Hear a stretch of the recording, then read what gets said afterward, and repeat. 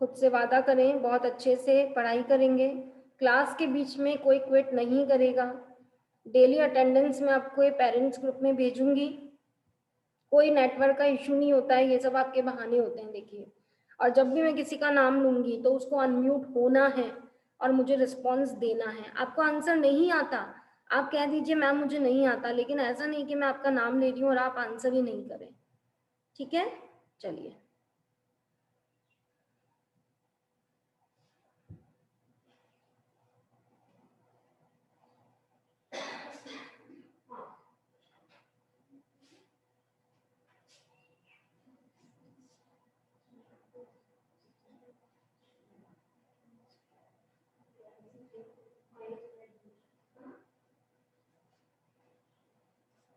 एक बच्चों आप लोग अपना जो नाम है उसी से एंटर हो, है ना, ताकि आइडेंटिफाई करना हमारे लिए आसान हो। तो अभी ये रेडमी से कौन है वो बता दें मुझे, और एक गैलेक्सी J5 लिखा हुआ है, ये दो बच्चे बता दीजिए, या अपना ओरिजिनल नाम से प्लीज एंटर हो जाइए। गैलेक्सी J5 कौन है ये स्टूडेंट, नाम बता दीजिए।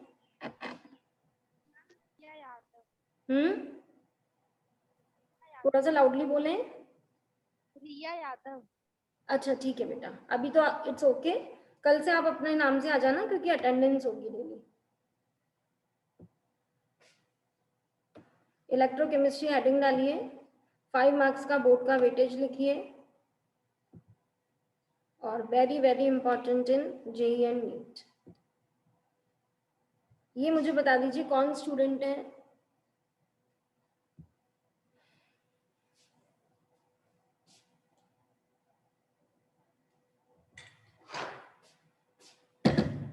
चलो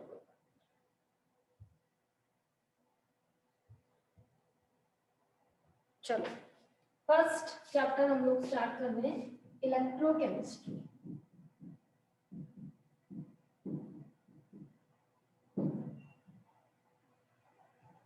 बोर्ड का वेटेज आपको मालूम है कि जो सिलेबस इस साल रिड्यूस हुआ था कोविड की वजह से, इस साल आ चुका है कि रिड्यूस नहीं होगा, तो सारे पुराने वेटेज ही काम आएंगे। तो बोर्ड का वेटेज इसका लिख दीजिए 5 मार्क्स। इलेक्ट्रोकेमिस्ट्री टॉपिक पढ़ने के लिए कुछ बेसिक टर्म्स नीडेड है। सबसे पहले हम उन सारी बेसिक टर्म्स को स्टडी करेंगे जो हम 11th क्लास में पढ़कर आते हैं। जहां जहां पर 11 का कंसेप्ट कोई 12th में नीडेड होगा वो मैं आपको बता दूंगी, हम उसका एक रिवीजन जरूर कर लेंगे। तो इलेक्ट्रोकेमिस्ट्री आज मैंने स्टार्ट किया है 2 अप्रैल को, और सपोज करो मैं आपको 21 तक भी ये चैप्टर कंटिन्यू पढ़ाती हूँ, तो कोई ऐसी क्लास नहीं हो सकती जहां पर ऑक्सीडेशन और रिडक्शन वर्ड्स का यूज ना हो। फर्स्ट क्लास से लेकर आखिरी क्लास तक पूरी इलेक्ट्रोकेमिस्ट्री का जो बैकबोन रहेगा वो रहेगा ऑक्सीडेशन एंड रिडक्शन। तो सबसे पहले आप मन में ये मत सोचिए इनका क्या है, ये तो मुझे आते हैं छोटे मोटे पॉइंट्स, नहीं, अगर इनमें गलती होगी तो तुम्हें इलेक्ट्रोकेमिस्ट्री कितनी भी अच्छी आती हो, अगर तुमने ऑक्सीडेशन और रिडक्शन टॉपिक में गलती कर दी तो तुम मान के चलना तुम्हारा इसका न्यूमेरिकल नहीं होने वाला, पक्का है न्यूमेरिकल में गलती होगी ही होगी। तो मन से ये निकालते हुए कि इसमें क्या है, बिल्कुल सिंसियरली आप इसे सीखिए पहले, what is the meaning of oxidation and reduction. आप में से कोई बताना चाहे तो वेलकम है। अभी जो स्टूडेंट एंटर हुए हैं, इलेक्ट्रोकेमिस्ट्री हेडिंग डालिए 5 मार्क्स, उसमें बेसिक टर्म्स हम लोग सीख रहे हैं, ऑक्सीडेशन रिडक्शन, एक सिखाना है मुझे ऑक्सीडाइजिंग एजेंट और रिड्यूसिंग एजेंट। इनमें अगर गलती हो गई तो इलेक्ट्रोकेमिस्ट्री के सारे फॉर्मूले, तुमने लॉग लिया, एंटी लॉग लिया, मैथ्स लगाई, फॉर्मूला किया, सब बेकार है अगर इस कंसेप्ट में गलती हो गई। हर क्लास में मैं आपको ये बात याद दिलाऊंगी कि देखो तुमने ऑक्सीडेशन रिडक्शन में गलती कर दी ना, इसलिए तुम्हारा ये क्वेश्चन बिल्कुल गलत हो चुका है। तो इन पर कमांड करिए। इन पर कमांड करने के लिए हम हाफ एन आवर अभी अपना देंगे, लेकिन अगर हमें ये अच्छे से आएंगे तो हमारी इन सारी क्लासेस का हमें मजा आएगा, वरना सब बेकार हो जाएगा। तो जिसको जो जो टर्म्स आती है वो आप खड़ा करिए। इसके बाद यहाँ से जो 12th के पॉइंट्स स्टार्ट होंगे वो हम आज की क्लास में लेंगे, इलेक्ट्रोड, और एक लूंगी मैं इलेक्ट्रोड पोटेंशियल। बिल्कुल आराम से धीरे धीरे चलेंगे और डेली आप लोग प्रैक्टिस करेंगे और डेली याद करके आएंगे, इस बात का आप ध्यान रखिए।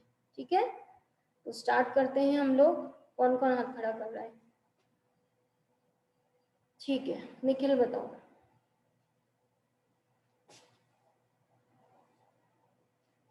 निखिल अनम्यूट कर लो बेटा, बोलो।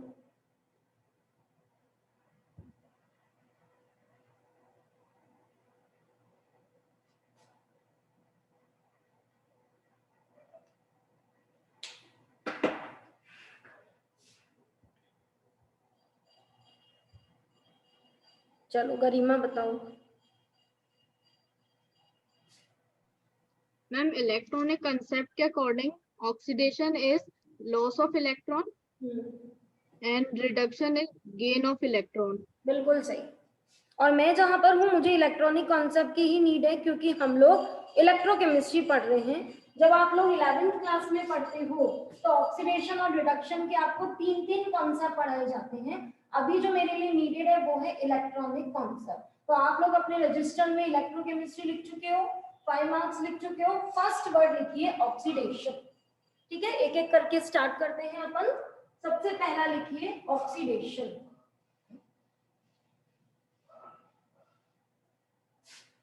ऑक्सीडेशन का meaning, oxidation means loss of electron. Over confidence में कोई मत रहना, मैं बार बार सबको कह रही हूँ कि मुझे तो आता है। प्लीज बहुत अच्छे से प्रैक्टिस करिएगा इस चीज की। ऑक्सीडेशन का मतलब लिखा आपने लॉस ऑफ इलेक्ट्रॉन। तो इलेक्ट्रॉन पर क्या चार्ज होता है? -1। और किसी ने इलेक्ट्रॉन को लॉस कर दिया, मतलब उसने उस पार्टिकल को लॉस कर दिया जिसपे माइनस चार्ज हुआ करता था। तो क्या मैं कह दूं? Decrease in negative charge. Negative charge का घटना भी तो ऑक्सीडेशन है, क्योंकि जब इलेक्ट्रॉन को लॉस किया गया, नेगेटिव बॉडी को लॉस किया गया, तो नेगेटिव चार्ज उसका कम हो जाएगा। और हम सब जानते हैं जब माइनस जाता है तो प्लस देके जाता है, मतलब increase in positive charge.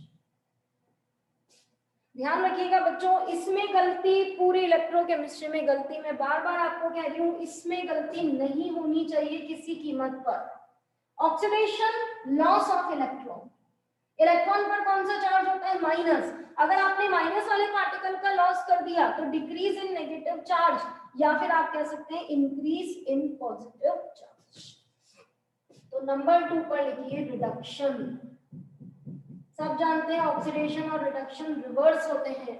What is reduction? Gain of electron. किसका गेन कर लिया? इलेक्ट्रॉन का।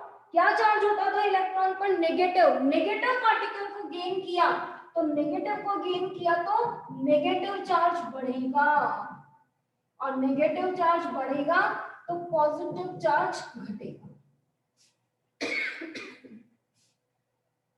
ठीक है, गेन ऑफ इलेक्ट्रॉन, रिडक्शन का मतलब, गेन ऑफ इलेक्ट्रॉन का मतलब नेगेटिव चार्ज का बढ़ना, और नेगेटिव चार्ज के बढ़ने का मतलब पॉजिटिव चार्ज का कम होना। ठीक है, अब इसकी प्रैक्टिस करेंगे। 2 तरह से प्रैक्टिस कराऊंगी। पहली प्रैक्टिस, मैंने आपको रिएक्शन दी and you have to identify this is oxidation और रिडक्शन। और दूसरी प्रैक्टिस, मैं आपको रिएक्शन लिखने के लिए दूंगी। पहले मैं रिएक्शन दे रही हूं, आप पहचानना, और दूसरा मैं आपको रिएक्शन लिखने के लिए दूंगी। 2 तरह से हम प्रैक्टिस करेंगे। सबसे पहले लिखिए एग्जाम्पल। मैंने आपको दिया O2 gives O2-। मैंने आपको दिया Na+ gives Na। आपको मुझे बताना है कौन ऑक्सीडेशन है कौन रिडक्शन है। ये 6 डेफिनेशन आपके पास है, 3 इसकी और 3 इसकी। पहचानिए कौन सा फिनोमेना ये है। मैंने आपको दिया क्लोराइड से क्लोरीन, मैंने आपको दिया K से K+, आयरन 2+ से आयरन 3+, स्टैनिक से स्टेनस, MnO4- से MnO4 2-। और मैंने आपसे पूछा कि बच्चों ये 3 डेफिनेशन यहाँ है और 3 डेफिनेशन यहाँ है, इनसे पता लगाओ इनमें से क्या ऑक्सीडेशन है और क्या रिडक्शन है ना। 2-3 आप मुझसे सीखिए, फिर आप लोग करना, मैं और लिख दूंगी अभी। मैंने देखा कि O2 का चार्ज 0 था, सब जानते हैं एलिमेंटल फॉर्म में चार्ज 0 होता है। मैंने देखा कि O2 का चार्ज 0 था और O पर चार्ज 2 माइनस हो गया, तो 0 से चार्ज -2 हो गया। तो 0 से -2 होना क्या नेगेटिव बढ़ना है? नेगेटिव बढ़ना बोल रही हूँ, नेगेटिव वर्ड के साथ बोल रही हूँ। 0 से -2 होना क्या नेगेटिव का बढ़ना है? और आप यहाँ देखिए increase in negative charge is reduction, तो ये प्रोसेस हो गया आपका रिडक्शन। मतलब मैं आपको ये सिखाना चाह रही हूँ कि लॉस ऑफ इलेक्ट्रॉन और गेन ऑफ इलेक्ट्रॉन दिख रहा हो या नहीं दिख रहा हो, आप चार्जेस से भी आइडेंटिफाई कर सकते हैं। प्लस बढ़ रहा है क्या या प्लस कम हो रहा है, माइनस बढ़ रहा है क्या या माइनस कम हो रहा है, उससे भी तुम रिकॉग्नाइज कर सकते हो कि ये ऑक्सीडेशन चल रहा है या फिर रिडक्शन चल रहा है। अब Na पे +1 है और Na पे 0 हो गया, एलिमेंटल फॉर्म में 0 होता है, तो +1 से 0 हो गया, तो क्या प्लस कम हो गया? अब ये रहे 6 डेफिनेशन।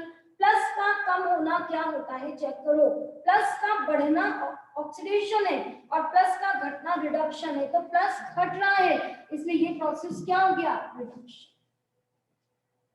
ठीक है, अब थर्ड वाले से तुम लोग बताओ, हाथ खड़ा करो, थर्ड वाला स्टेप बताइए, ऑक्सीडेशन है या रिडक्शन है? हाँ, और जितना आप बताओगे उतना आपको आएगा। देखिए हाथ खड़ा रहने से लगातार एक्टिवनेस बनी रहती है, आंसर देने से एक्टिवनेस होती है, तो आपको उससे सुस्ती नहीं आएगी या बोरिंग फील नहीं होगा। ठीक है, तो सब लोग कोशिश करिए, बताइए। लीन नाम आ रहा है मेरे पास, लीन बताइए। मैम K से K+ ऑक्सीडेशन है। K से K+ ऑक्सीडेशन है। K पर कितना चार्ज है? 0 है ना, एलिमेंटल फॉर्म में, एलिमेंटल फॉर्म में चार्ज कितना है? 0, और K पे कितना हो गया? अच्छा म्यूट कर दिया, पूरा आंसर के बाद ही किया करो, है ना। बोलो K पे कितना हो गया? अब 0 से 0 से +1। +1, 0 से +1 क्या है? प्लस बढ़ना है, प्लस घटना है, माइनस बढ़ना है, माइनस घटना है, क्या है? पॉजिटिव चार्ज इंक्रीज हो गया, therefore oxidation. Oxidation, positive charge का बढ़ना, ये कौन सा फिनोमेना हो गया? ऑक्सीडेशन। आपको समझ आ जाएगा कल की क्लास तक कि मैं आपको ये वाली प्रैक्टिस क्यों करा रही हूँ, ये कहाँ आपको हेल्प करेगी। क्षितिजा आप बताइए अगला। मैम Fe2+ से Fe3+ तो ऑक्सीडेशन। प्लस बढ़ा या घटा? मैम बड़ा। प्लस बढ़ा, और इंक्रीज इन पॉजिटिव चार्ज को क्या कहा जाता है? ऑक्सीडेशन। ठीक है, ये एक थर्ड वाला मिस हो रहा है, इसको भी ले लो कोई। अश्मी थर्ड वाला। मैम -1 से 0 ऑक्सीडेशन। बिल्कुल, -1 से 0 होना मतलब क्या हो रहा है?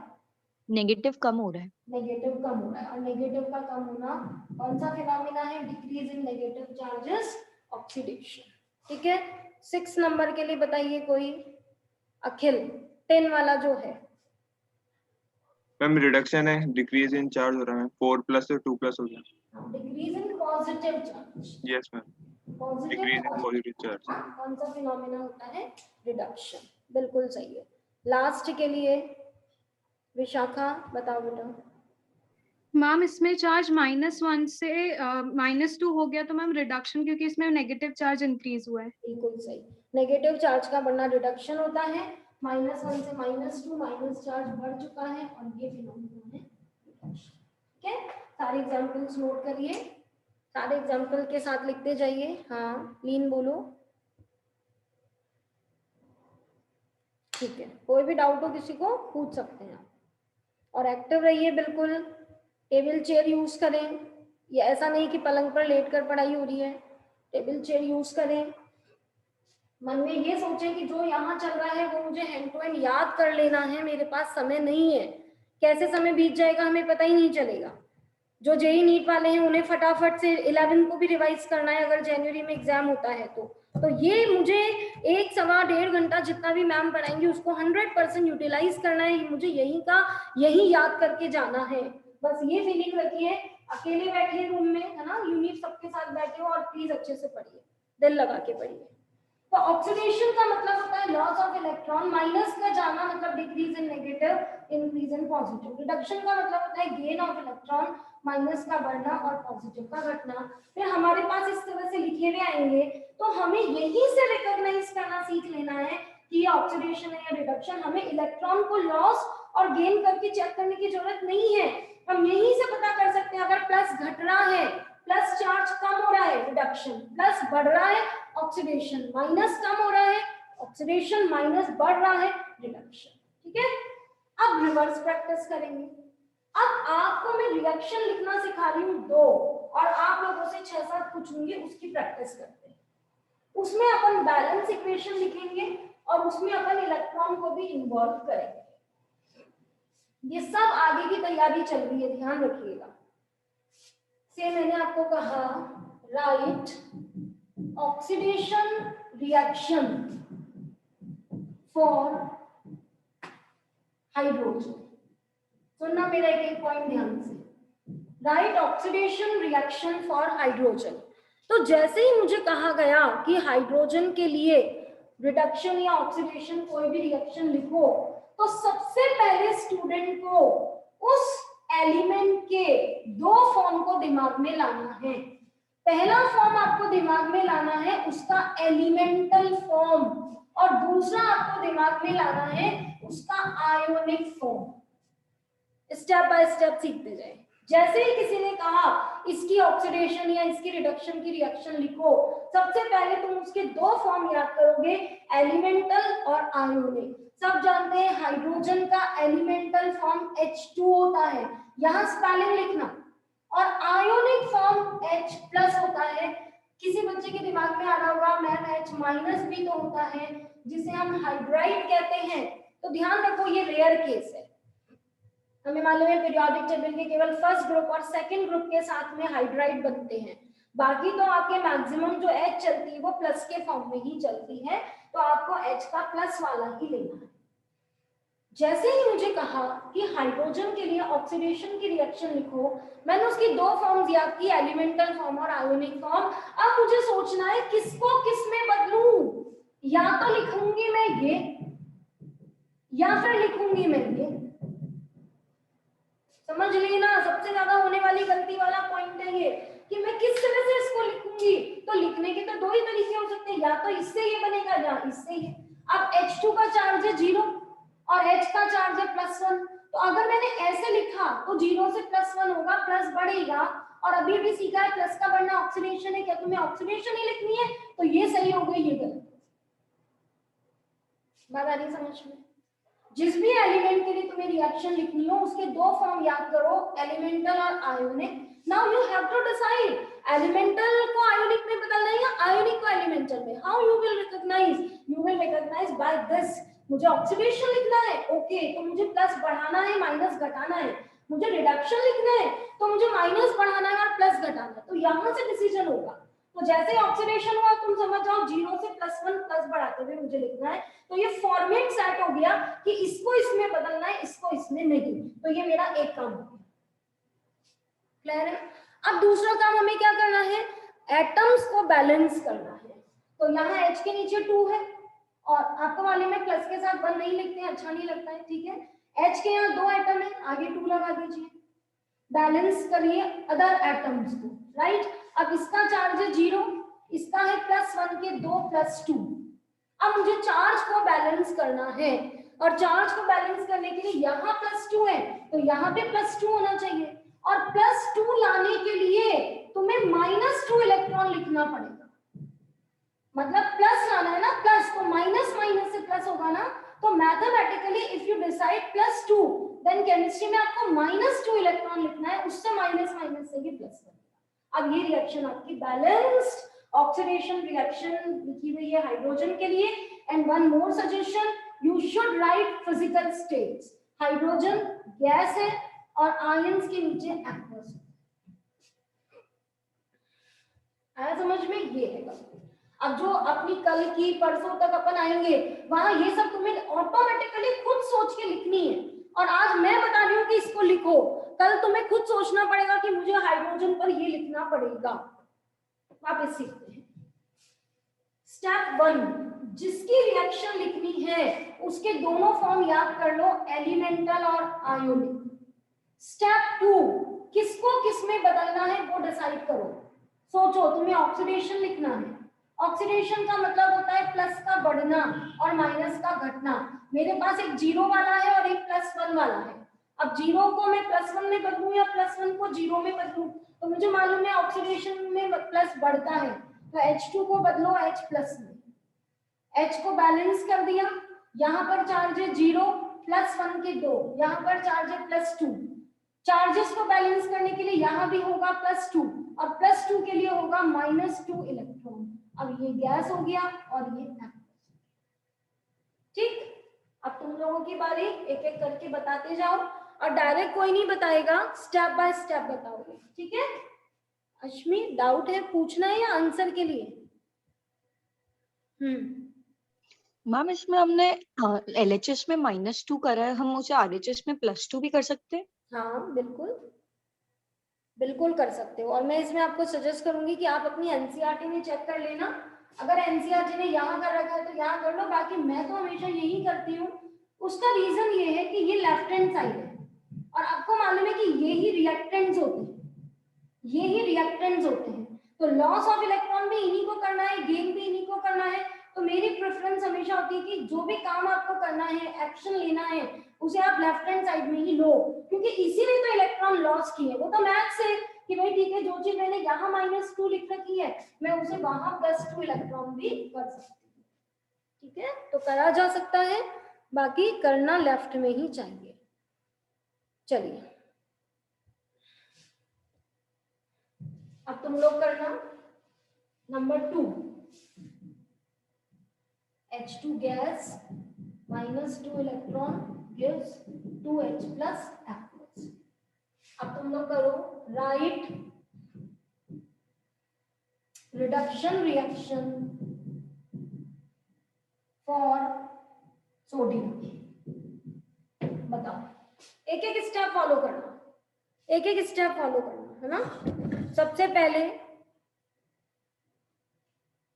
पोटेशियम सोडियम की एलिमेंटल फॉर्म याद करिए और नंबर 2 पर उनकी आयोनिक फॉर्म याद करिए। करी, मैं बोलते जा रही हूँ, कॉपी में करते जाओ। सबसे पहले सोडियम की एलिमेंटल फॉर्म लिखो और उसकी आयोनिक फॉर्म लिखो। लिखा, उसके बाद में नंबर 2 पे तुम्हें रिएक्शन कौन सी लिखनी है वो चेक करो। उसके बाद में दिमाग में रिडक्शन का मतलब लाओ। अब रिडक्शन के उस मीनिंग को फेवर करते हुए किसको किस में बदलना है वो डिसाइड करो।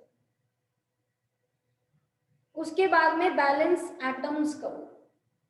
उसके बाद में चार्जेस को बैलेंस करने के लिए इलेक्ट्रॉन करो और आखिरी में फेजेस लगा दो, सॉलिड, लिक्विड, गैस और एक्वस। जिसकी जो भी फेज है वो फेज आप लिख दीजिए।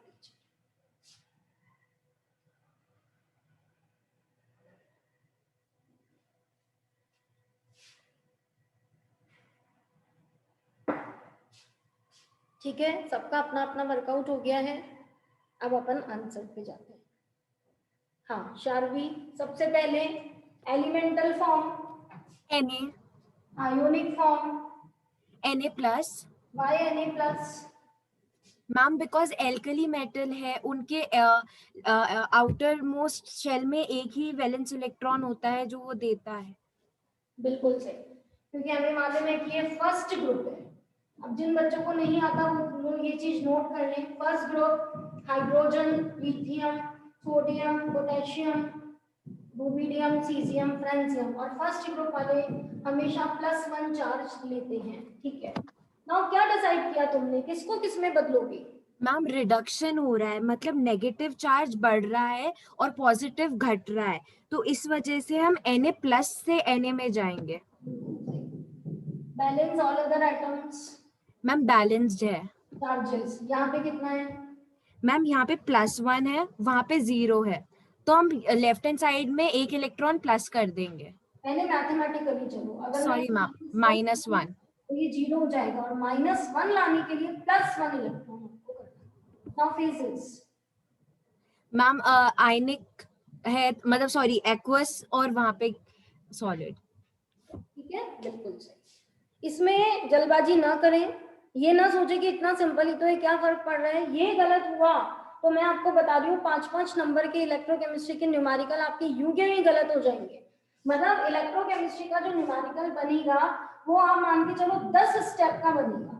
तो आज आपको मैं पहला स्टेप सिखा रही हूँ, पहले से ही दूसरा है, पहले से ही तीसरा है, पहले से ही चौथा है, मतलब पहला गलत तो सब गलत हो जाएंगे, सारी आपकी मेहनत बेकार। इसलिए इसको अच्छे से समझना, कोई भी ओवर कॉन्फिडेंस में न रहे कि बहुत अच्छे से स्टेप बाय स्टेप जैसे बता रही हूँ वैसे चलना, फिर बाद में आंसर नहीं आते हैं, फिर बच्चे परेशान होते हैं, है ना। चलिए थर्ड नंबर पर लिखिए, oxidation reaction of chlorine, chlorine, oxidation reaction of chlorine. बताइए, मैं बोलती जा रही हूँ स्टेप्स। नंबर 1 एलिमेंटल फॉर्म और आयोनिक फॉर्म लिखो। नंबर 2 किसको किस में बदलना है ये डिसीजन लो। Number 3 balance. Number 4 balance charges. Number 5 सबकी फेजेस लिखनी है।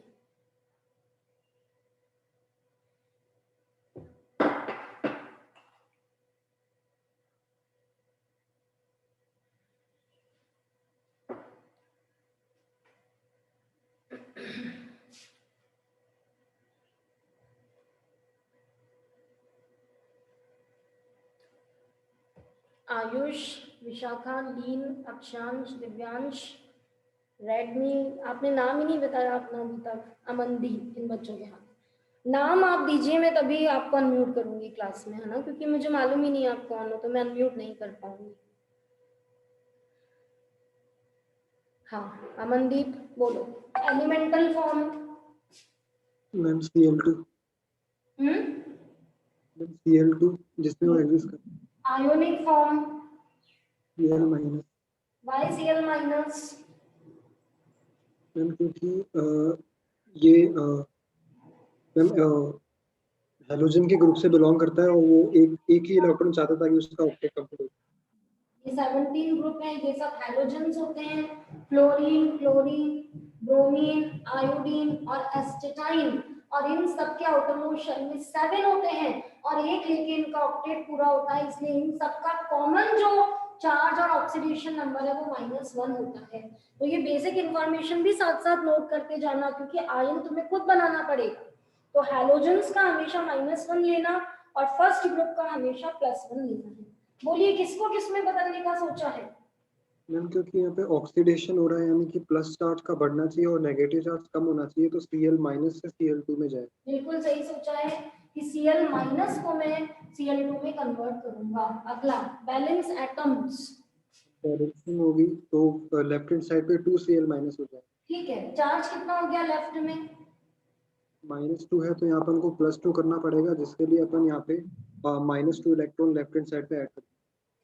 ये 0 है, एलिमेंटल फॉर्म में चार्ज 0 है, इसका -1 के 2 है, तो 0 लाने के लिए आप +2 करना पड़ेगा, और +2 लाने के लिए -2 इलेक्ट्रॉन आपको करना पड़ेगा। Now physical states. आयन तो एक्वस हो गया और Cl2 गैस और क्लोरीन। ठीक है, अब वो सब बच्चे हाथ खड़ा करेंगे जिनका सही गया था। और देखो सही जाने को एंजॉय भी करना है, गलत जाने पर खुद को डांटना भी है। एक स्टूडेंट बन के, बच्चे बन के पढ़िए, मजा आता है।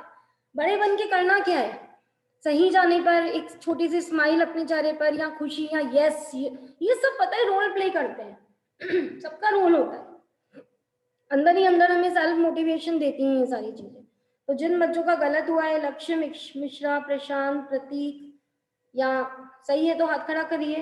दर्शन, चिरांश, भौमिक, आप लोगों को नहीं आया है तो पूछिए, नहीं आया है तो पूछिए। भौमिक आप बताओ, आपको आया समझ में कैसे किया है? भौमिक अनम्यूट करो। Yes ma'am. समझ आ गया?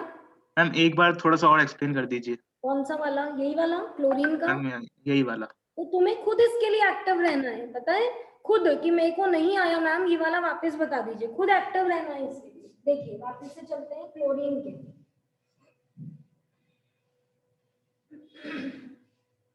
एलिमेंट है तुम्हारा क्लोरीन। क्लोरीन की, इसलिए मैं तुम्हें ये बेसिक इंफॉर्मेशन भी देती जा रही हूँ, तुम नोट करते जाना साथ साथ। क्लोरीन की एलिमेंटल फॉर्म होती है Cl2, क्लोरीन का आयोनिक फॉर्म होता है Cl-। सारे हैलोजेंस का नॉर्मल आयोनिक फॉर्म -1 में होता है, तो आयोनिक फॉर्म है -1। अब कौन से लिखवाई थी मैंने, आई थिंक रिडक्शन, शायद रिडक्शन रिएक्शन आपको लिखनी, जो भी था चेंज कर लेती हूँ भले, रिडक्शन रिएक्शन आपको क्लोरीन की लिखनी है। अब आपने दोनों फॉर्म बना ली, अब आपको रिडक्शन लिखना है, तो पहले आप दिमाग में रिडक्शन का मतलब लाइए। रिडक्शन का दो मतलब होता है, माइनस का बढ़ना और प्लस का घटना। पहले दिमाग में बिठाइए, रिडक्शन नेगेटिव को फेवर करता है, ऑक्सीडेशन प्लस को, ऐसे बिठाइए, ऑक्सीडेशन को प्लस दीजिए, रिडक्शन को माइनस, तो प्लस का बढ़ना और माइनस का घटना ऑक्सीडेशन है, और माइनस का बढ़ना प्लस का घटना रिडक्शन। अब मुझे कौन सी रिएक्शन लिखनी है, रिडक्शन, तो सोचिए इसको इसमें बदलूं या इसको इसमें बदलूं, क्योंकि रिडक्शन का मतलब तो माइनस का बढ़ना है। अभी क्लोरीन कितने में है, 0 में, Cl पे कितना है, -1। अगर मैंने 0 से -1 बनाया तो मैंने माइनस बढ़ाया, और माइनस का बढ़ना ही तो रिडक्शन होता है। तो हाँ, मुझे यही करना है, मुझे Cl2 को Cl- में बदलना है। यहाँ 2 है, यहाँ 2, पहले आपने ऑक्सीडेशन लिखा था, यहाँ कितना चार्ज हो गया, -1 के 2, यहाँ कितना हो गया 0। चार्ज बैलेंस करना है, देखो मेरा सुनो, आप स्टेप बाय स्टेप सुनो, चार्ज बैलेंस करना है। इधर है -2, तो यहाँ भी करना पड़ेगा -2, और -2 करने के लिए +2 इलेक्ट्रॉन करना पड़ेगा, क्योंकि प्लस माइनस से माइनस आएगा। जो तुम मैथमेटिकली साइन डिसाइड करोगे, उसके अपोजिट साइन से तुम्हें इलेक्ट्रॉन को लाना है। अगर मैथमेटिकली तुमने -2 डिसाइड किया है तो +2 इलेक्ट्रॉन लिखो, ठीक है, और फिर बाद में फेजेस लिख दो, और -1 मत लिखा करो। क्लोरीन गैस हो गई और क्लोराइड आपका। अभी भी किसी को कोई कंफ्यूजन है तो पूछ लें, इसमें हमको समय लग जाए कोई दिक्कत नहीं है, हमको इसका बेनिफिट आगे मिलेगा। बोलिए, अभी भी कोई स्टूडेंट को दिक्कत आ रही है रिएक्शन को लिखने में तो हाथ खड़ा करिए। कोई भी स्टेप में दिक्कत आ रही है, एलिमेंटल फॉर्म की प्रैक्टिस होती जाएगी जैसे जैसे हम एग्जाम्पल बढ़ाते जाएंगे और आयोनिक फॉर्म में आपको बताती जाएंगे, ठीक है। चलिए अब करना आप लोग ऑक्सीडेशन रिएक्शन ऑफ ऑक्सीजन, करिए।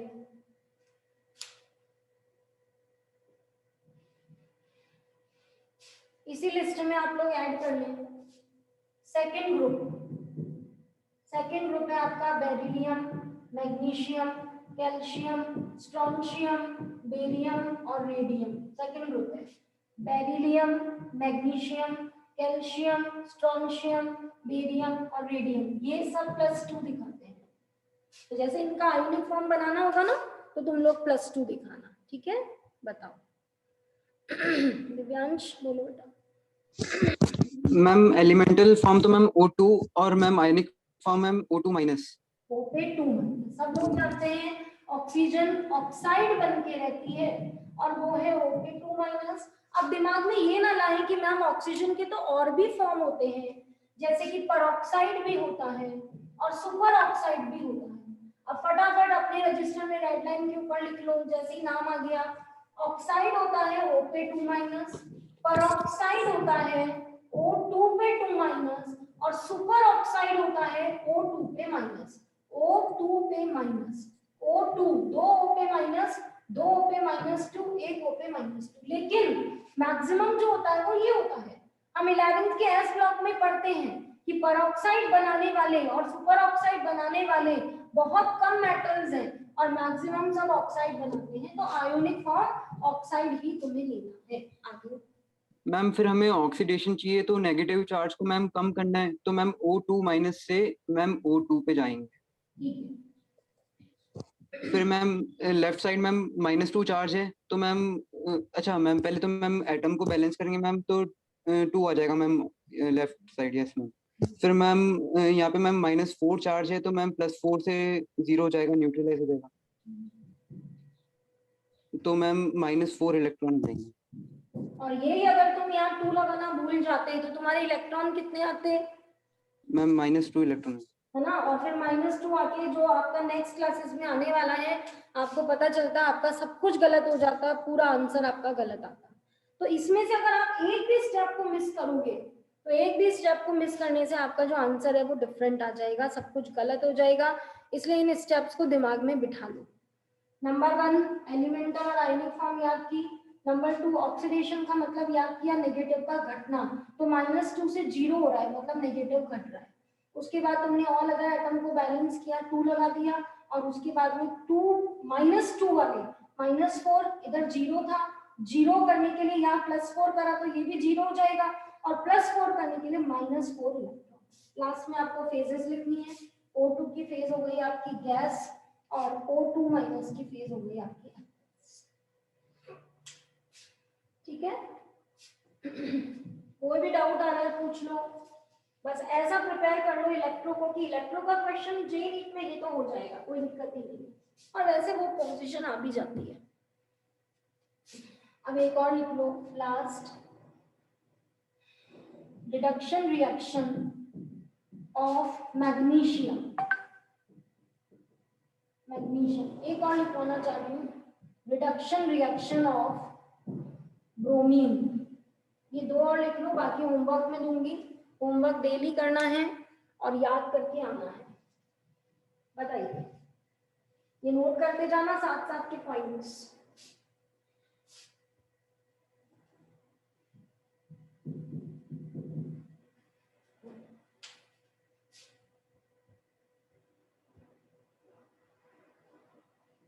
ठीक है, देव खुबानी। मैम Mg2+ तो इसका आयनिक फॉर्म हो जाएगा और Mg इसका एलिमेंटल फॉर्म हो जाएगा। और फिर मैम इसका रिएक्शन लिखेंगे तो Mg2+ + 2 इलेक्ट्रॉन, सो इसका रिडक्शन हो जाएगा फिर मैम, तो Mg हो जाएगा उससे। मैग्नीशियम कहाँ दिख रही है आपको? सेकंड ग्रुप में दिख रही है। Yes ma'am. सेकंड ग्रुप वालों का तो एलिमेंटल फॉर्म हो गई Mg, आयनिक फॉर्म हो गई Mg2+। कौन सी रिएक्शन लिखनी थी मैम रिडक्शन रिएक्शन। मैम मतलब क्या होता है? मैम इसका मतलब होता है ma'am decrease in positive charge. हाँ, देखो ऐसे ही कर लो ना याद, ऑक्सीडेशन प्लस है, रिडक्शन माइनस है। ऑक्सीडेशन प्लस है तो प्लस का बढ़ना ऑक्सीडेशन और माइनस का बढ़ना रिडक्शन, और बाकी रिवर्स डाल दो। तो yes. तुम्हें क्या करना है, प्लस को बढ़ाना है या घटाना है? मैम घटाना है, प्लस को रिडक्शन है। प्लस से Mg बनाना पड़ेगा। एटम बैलेंस है। Yes ma'am. यहाँ पे charge ma'am +2 done 0। Mathematically ma'am -2 electrons chemistry के हिसाब से +2 इलेक्ट्रॉन्स। Mg2+ की फेज मैम इसका एक्वस और इसका सॉलिड। सही है। Yes ma'am. ये आपकी इक्वेशन बन गई। ठीक है, लास्ट एक और बची है, वो भी कर दीजिए। Reduction of bromine.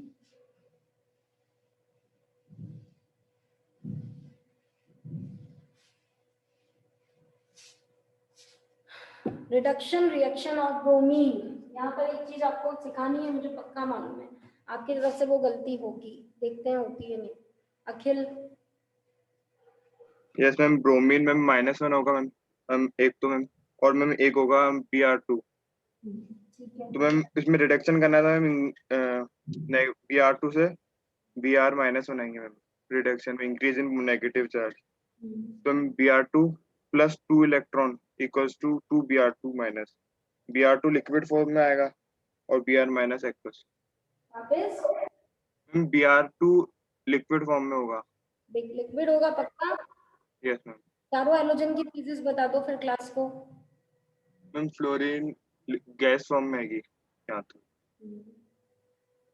Fluorine gas, chlorine gas में आएगी, ब्रोमीन लिक्विड, और आयोडीन गैस ही साइड की और फॉर्म में। मैम ब्रो आयोडीन की आदमी। Iodine salt.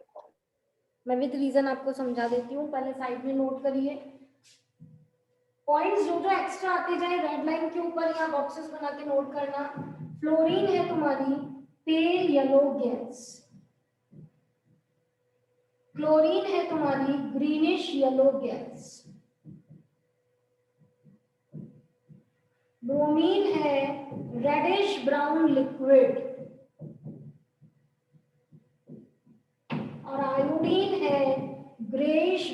सॉलिड। एक एक पॉइंट और एक्स्ट्रा बता देती हूँ तो ये टॉपिक आपका कंप्लीट ही हो जाएगा। ब्रोमीन रेडिश ब्राउन कलर का लिक्विड है जिसको हीट करने पर वो रेड कलर की ही वेपर्स देता है, रेड कलर की ही वेपर्स देता है। और आयोडीन ग्रेइश ब्लैक सॉलिड है जो हीट करने पर सबलाइम होता है और सीधे हमें वायलेट कलर के वेपर्स देता है। क्या आप जानना चाहेंगे कि ये चेंज क्यों हुआ? अगर आपको 11th का याद है वैन डर वाल फोर्स, नहीं याद है तो सुने और अब याद करें क्योंकि बहुत जगह ये चीज काम में आ रही है। वैन डर वाल फोर्स जो कि इंटरमॉलिक्यूलर फोर्स है, इंटरमॉलिक्यूलर फोर्स है that is directly proportional to molecular weight. तो एक तो F2 भरी हुई थी बीकर में, तो F2 के बीच में जो फोर्स है वो वैन डर वाल फोर्स है, सबको मालूम है ना। F2 के अंदर F के बीच में तो कोवलेंट बॉन्ड है, F2 के अंदर F और F के बीच में तो कोवलेंट बॉन्ड है और F2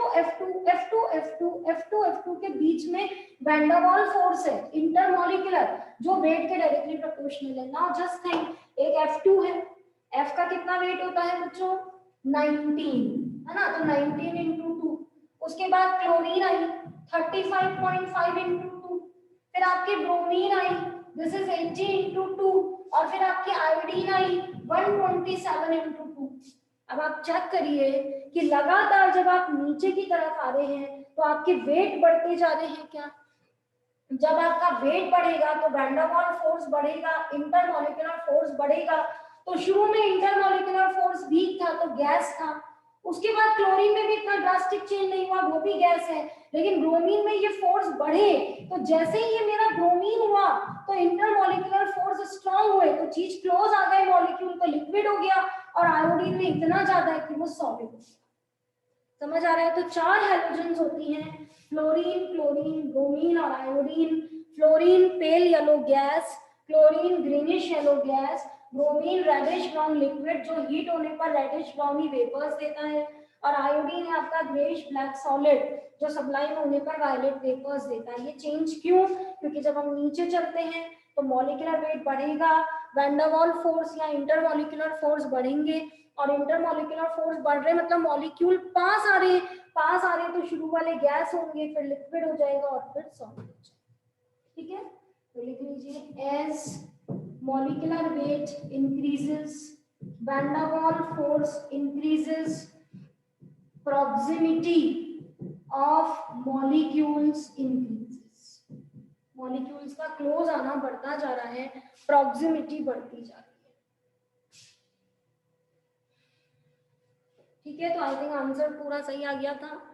ब्रोमीन इसकी elemental form Br2, ionic form Br minus, reduction में माइनस बढ़ा दिया, बैलेंस किया तो 2 आ गया, यहाँ का चार्ज 0, यहाँ का -2, मैथमेटिकली बराबर करने के लिए यहाँ -2 और -2 लाने के लिए यहाँ पर +2 ही लगता है। ये लिक्विड है और ये aqueous.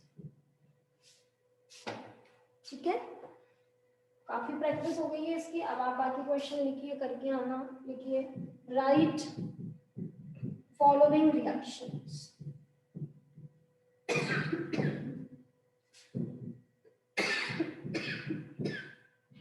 Oxidation reaction of lithium,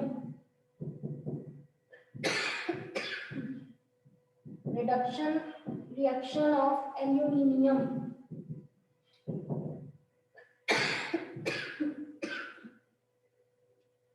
कौन बताएगा कि मैं ये नहीं दे सकती question? Oxidation reaction of iron, या फिर कौन बताएगा कि मैम अगर आप आयरन की देते हो तो फिर आपको हमें एक चीज बतानी पड़ेगी। पूछेंगे क्या? आपने देखा मैंने आयरन, टिन, इन सब का नाम नहीं लिया। अगर मैं लेती हूँ तो मुझे एक मैसेज छोड़ना पड़ेगा। क्या यश?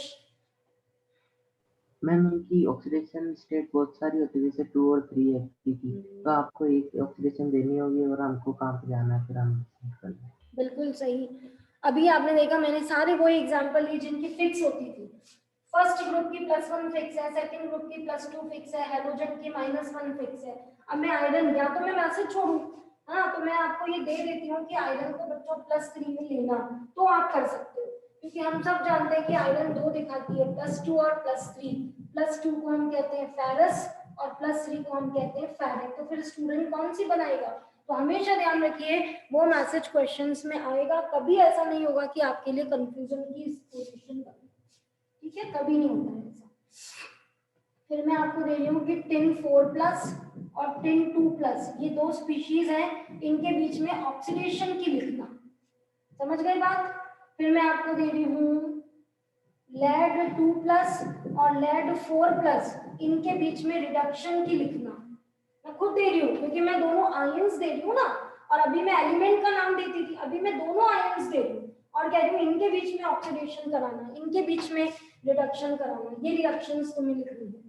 6 नंबर पे मैं दे रही हूँ कि रिडक्शन रिएक्शन लिखवाना, किन किन के बीच में, MnO4- और MnO4 2-। चलो ये कोई बताओ अभी 6th वाली, ताकि मुझे श्योर हो जाए कि तुम समझ गए मैंने क्या क्वेश्चन देना चाहती हूँ। ये वाला बता दो कोई, रिडक्शन रिएक्शन MnO4- और MnO4 2-। मुझे कौन सी रिएक्शन लिखवानी है वो मैसेज मैंने छोड़ा है कि मुझे कौन सी रिएक्शन लिखवानी है। और कोई? आयुष बताओगे? Yes ma'am. मैम रिडक्शन का मतलब होता है गेन ऑफ इलेक्ट्रॉन्स, मतलब इंक्रीज इन नेगेटिव चार्ज। तो सबसे पहले अपन MnO4- लिखेंगे, फिर इसके बाद MnO4 2- लिखेंगे। Yes ma'am. फिर उसके बाद एक इलेक्ट्रॉन ऐड करेंगे उसमें MnO4- में। यहाँ -1 है, यहाँ -2, यहाँ -2 कर दो, ये भी -2 और -4 करने के लिए प्लस। और दोनों आयंस हैं तो दोनों के नीचे एक्वस लिख देना। उधर भी एक मिनट, सॉरी, क्या कहना चाह रहे हो? बोलो। मैम इनका फेज भी लिखना है क्या अपन को? जो ऐसे सॉलिड लिक्विड गैस अपन को पता नहीं कि कौन से स्टेट में। आयंस का तो फिक्स है एक्वस। Okay ma'am.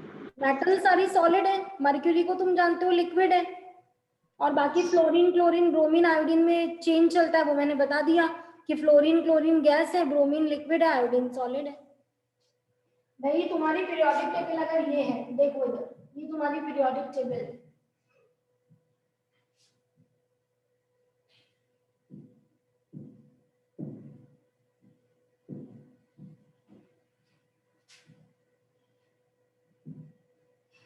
ठीक है, ये तुम्हारी एल्कली मेटल्स, ये तुम्हारी अल्कलाइन अर्थ मेटल, ये एस ब्लॉक है, ये सारी मेटल्स है, ये सारी मेटल्स है, तो ये रूम टेम्परेचर पर सॉलिड है।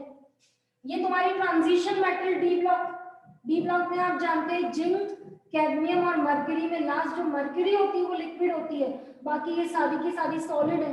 अगर आपको पीरियोडिक वाला चैप्टर याद है, इन्हें अपन ट्रांजिशन मेटल्स कहते हैं। उसके बाद है ये तुम्हारे लैंथेनोइड्स और ये तुम्हारे एक्टिनोइड्स, ये एफ ब्लॉक की मेटल्स है जिन्हें इनर ट्रांजिशन कहते हैं, ये सब भी सॉलिड है। ये है तुम्हारा पी ब्लॉक, पी ब्लॉक में तुम जानते हो शुरुआत में जैसे N2 आती है, O2 आती है, ये सब तुम्हारी गैसेस हैं, है ना। बाकी ये भी सारे नॉन मेटल्स मेटालॉइड्स चलते हैं, ये भी सारे सॉलिड है। और फ्लोरीन क्लोरीन ब्रोमीन आयोडीन का बता ही दिया, और नोबल गैसेस सारी गैसेस है। तो बताओ पूरे पीरियोडिक टेबल का हिसाब किताब आपके पास है, सोचने की जरूरत ही नहीं है कि मैम हमें फेजेस नहीं आते, सारे आते हैं तुम्हें। ये मेटल्स है एस ब्लॉक की, ये सब सॉलिड, एफ ब्लॉक की सारी मेटल है सॉलिड, डी ब्लॉक में मर्क्यूरी को छोड़कर सारी सॉलिड, ये लिक्विड है। और यहाँ पर ये कुछ गैसेस है, नाइट्रोजन ऑक्सीजन फ्लोरीन, बाकी सब मेटल नॉन मेटल और मेटालॉइड भी सॉलिड्स ही हैं। और ये ब्रोमीन लिक्विड, आयोडीन सॉलिड और नोबल गैसेस गैसेस है। और आयंस जितने भी आएंगे वो सब एक्वस हैं। आयन में तुम्हें एक तो पॉजिटिव चार्ज दिखेगा और नेगेटिव चार्ज दिखेगा, उन सबके साथ एक्वस लगा है। ठीक है, ठीक है, तो ये क्वेश्चंस आप करना। अब अपन आगे बढ़ते हैं। अपन ने क्या सीखा अभी? ऑक्सीडेशन और रिडक्शन को पहचानना और ऑक्सीडेशन और रिडक्शन की रिएक्शंस को लिखना। ठीक है, अब अपन एक स्टेप आगे बढ़ेंगे और अब आप मुझसे सीखेंगे ऑक्सीडाइजिंग एजेंट। बहुत गलतियां होती हैं इसमें, सीख लीजिए। ऑक्सीडाइजिंग एजेंट, जिस दिन 12th की लास्ट क्लास होती है उस दिन अगर मैं ये क्वेश्चन पूछूं तब भी आप मान के चलना 50-50 रहेगा उस दिन भी, जबकि पूरे साल में न जाने कितनी बार सिखा दिया जाता है।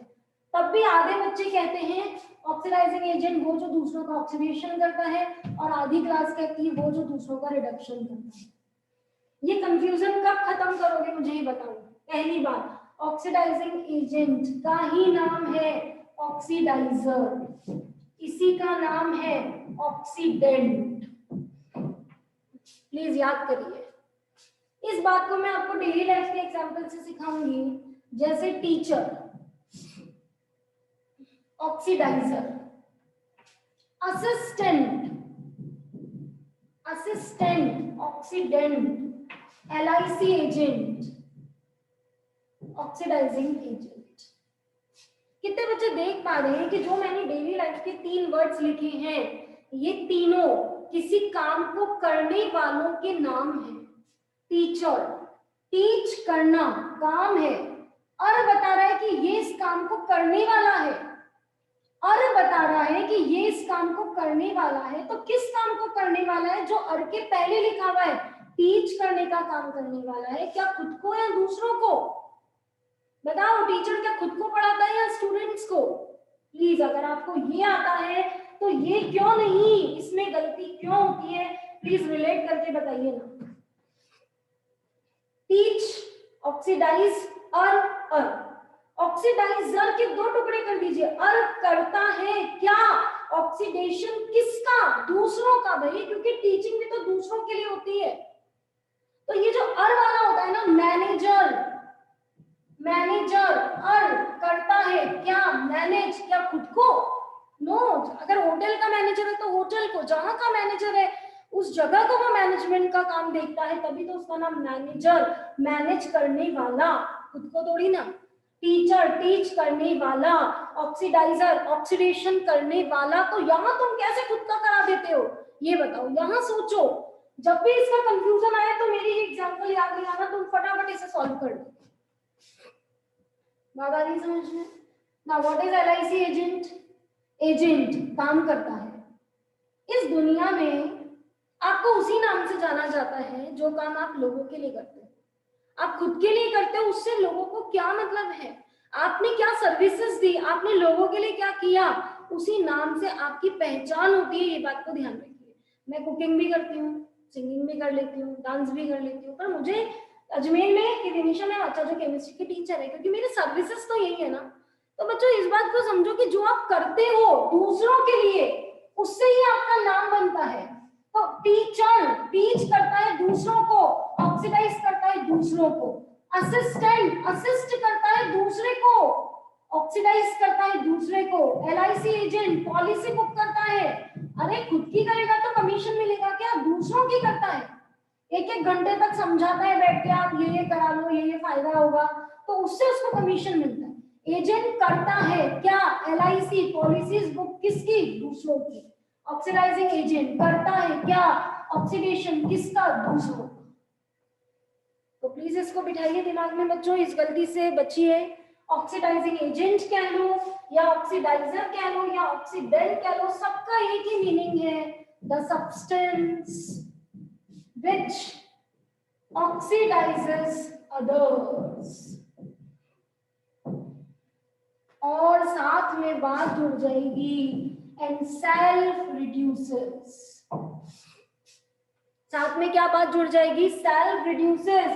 self reduces बात इसलिए जुड़ जाएगी कि अगर A को B को 100 रुपए देने हैं तो B के खाते में 100 रुपए जमा होंगे, तो पक्का है कि A में से 100 को घटना ही पड़ेगा, बिना खुद में से घटे। दूसरे में कैसे चीज जुड़वा दोगे? नॉलेज अलग चीज है, टीचिंग में ऐसा नहीं होता है। मेरी भी रहेगी, आपकी भी हो जाएगी, ये अलग फील्ड है बिल्कुल। बाकी तो सारी दुनिया में यही हिसाब किताब है कि यहाँ से घटेगा तभी तो वहां जाकर जुड़ेगा।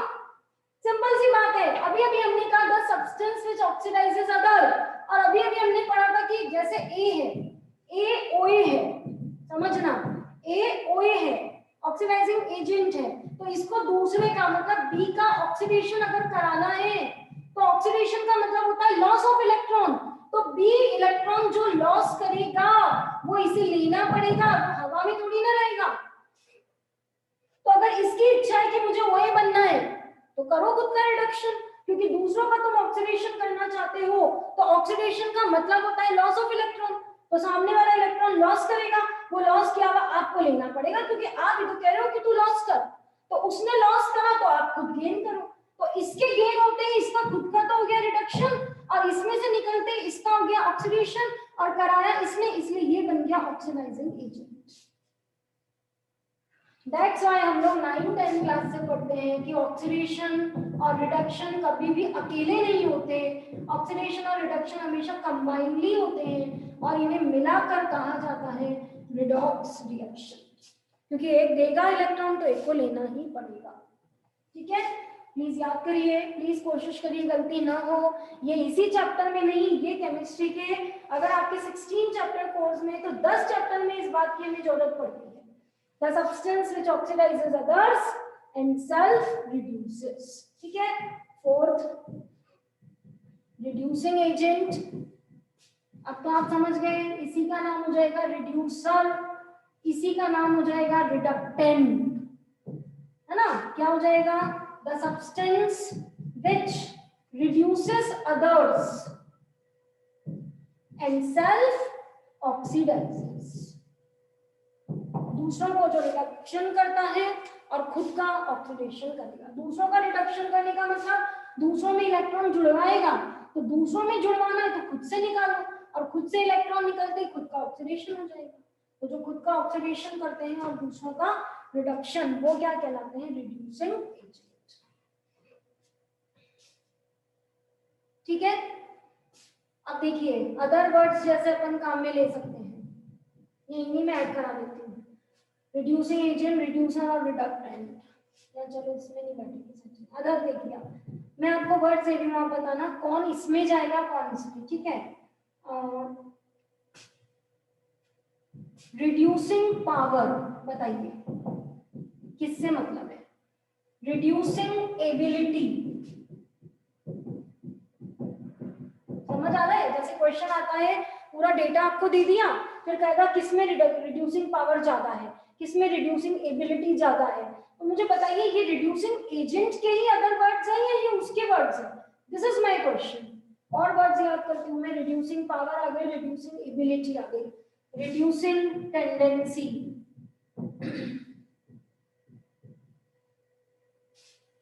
बताइए ये इसके ही सिनोनिम्स हैं या ये अपोजिट की बात कर रहा है?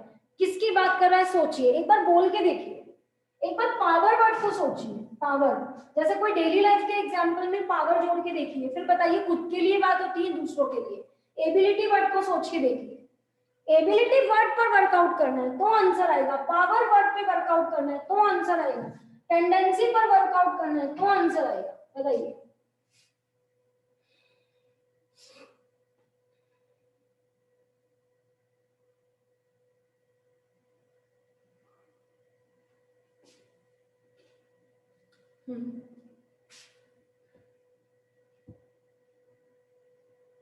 Arya,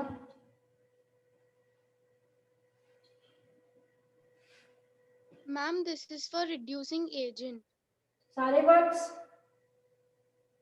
yes ma'am. Reducing power मतलब मैम जितनी रिड्यूसिंग एजेंट की जितनी एबिलिटी है कि वो दूसरों को रिड्यूस कर सके। हाँ, मतलब मेरा क्वेश्चन है एजेंट वर्ड छोड़ दो, सिर्फ पावर पर आओ। क्या रिड्यूसिंग पावर भी दूसरों का रिडक्शन करने की ताकत है या खुद का? नो मैम, दूसरों का, क्योंकि पावर कभी खुद के लिए होती ही नहीं है। Whenever you talk about power की, इसमें इस चीज की कितनी पावर है, तो वो कुछ दिखाने की बात होती है, दूसरी जगह पर ही बात होती है। तो ये बिल्कुल सही है कि पावर भी इसी को रिप्रेजेंट करेगा। नाउ रिड्यूसिंग एबिलिटी, मैम ये भी रिड्यूसिंग एजेंट के लिए ही है। हाँ, क्योंकि एबिलिटी का मतलब हमेशा दूसरों के रिस्पेक्ट में। मेरी टीचिंग एबिलिटीज क्या है, आप इसको ऐसे जोड़ के देख लो। आप टीचर वाले पे आ जाओ, वहां से तुम्हारे सारे डाउट्स क्लियर हो जाएंगे। अगर हम कोई कहता है कि भाई ये 4 टीचर्स हैं, नहीं, इसकी टीचिंग एबिलिटीज बहुत अच्छी है, वही बात आ गई ना। देखो सामने दूसरों को पढ़ाने की ताकत कितनी अच्छी है। Reducing power, reducing ability, teaching ability, teaching power, teaching tendency, सारी चीजें यही हैं। तो कभी इन वर्ड से आ जाता है। अब क्या इन वर्ड्स में ये वर्ड्स लिखना अच्छा नहीं लगेगा, क्योंकि ये तो कंपाउंड्स के हैं और ये क्वेश्चन के फॉर्म में आएगा, ए और B which has more reducing power, A और B which is reducing agent. तो ये एक फिनोमेना टाइप आप बोल दो, और ये एक एजेंट और सब्सटेंस के वर्ड्स हैं। तो इनमें मैं ये तो नहीं मिलाना चाहती, पर ये अलग से लिख दीजिए कि हम ये भी वर्ड्स यूज कर सकते हैं। अब रिड्यूसिंग टेंडेंसी में कैसे लिख दूंगी द सब्सटेंस, रिड्यूसिंग पावर में कैसे लिखवा दूं द सब्सटेंस, समझ रहे हो ना। लेकिन बात वही है, तो रिड्यूसिंग पावर पूछ ले, रिड्यूसिंग एबिलिटी पूछ ले, यस, रिड्यूसिंग नेचर पूछ ले, तो कभी खुद का मत करा देना। अब आप नेचर पे वर्कआउट करके देखो, अपन कहते हैं इसका बहुत हेल्पिंग नेचर है ना, तो हेल्पिंग नेचर का मतलब वो खुद की हेल्प कर रहा है। बोलो, अपन क्लास में कहते हैं ना ये बच्चा बहुत हेल्पिंग नेचर रखता है, कोई भी इससे कुछ भी मांगे ही दे देता है, तो दूसरों के लिए हेल्पिंग है ना, खुद के लिए थोड़ी ना। तो नेचर भी हमेशा दूसरों के लिए, पावर, एबिलिटी, टेंडेंसी, ये सब दूसरे के लिए आने वाले वर्ड्स हैं, खुद के लिए नहीं। तो अब आप पूछना चाहिए कि मैम सारे वर्ड्स दूसरे के लिए बात कर रहे हैं, खुद के लिए क्वेश्चन कैसा आता है, कौन बताएगा खुद के लिए क्या क्वेश्चन आता है, चलो बताओ, तुम बनाओ क्वेश्चन ए एंड बी। एक क्वेश्चन है कि कौन खुद रिड्यूस होगा, और एक क्वेश्चन है कि कौन रिड्यूस करेगा। बताओ वर्ड्स का क्या उलट पुलट होगा, वर्ड्स का क्या चेंज होगा, ताकि स्टूडेंट समझ पाए, क्योंकि उसी में तो गलती हो जाती है तुम लोगों से। तो बोलो, खुद का करना है और एक दूसरों का करना है, वर्ड्स में क्या चेंजेस आएंगे बताइए। और बच्चे हाथ खड़ा करिए। ए एंड बी विच करिए इंग्लिश में, कौन खुद जल्दी रिड्यूस होगा, कौन जल्दी रिड्यूस करेगा। अश्मी मैम खुद के लिए आएगा कि विच हैज मोर रिडक्शन पोटेंशियल। नहीं, रिडक्शन पोटेंशियल तो वर्ड ही अलग है, ये केमिस्ट्री में टर्म है। जैसे अपनी डेली लाइफ में अपन एक पोटेंशियल वर्ड काम में लेते हैं ना, कि कोई किसी काम को कितना अच्छे से कर सकता है, इसमें पोटेंशियल बहुत अच्छा है, वो यहाँ नहीं चलेगा, क्योंकि ये मेरे पास टर्म ही अलग है जो मैं कल पढ़ाऊंगी। तो पोटेंशियल वर्ड को छोड़ के सोचो, which reduces itself। हाँ ठीक है, A and B which will get reduced, आ गया get reduced, which will get reduced, get reduced आते ही खुद का हो गया, और दूसरे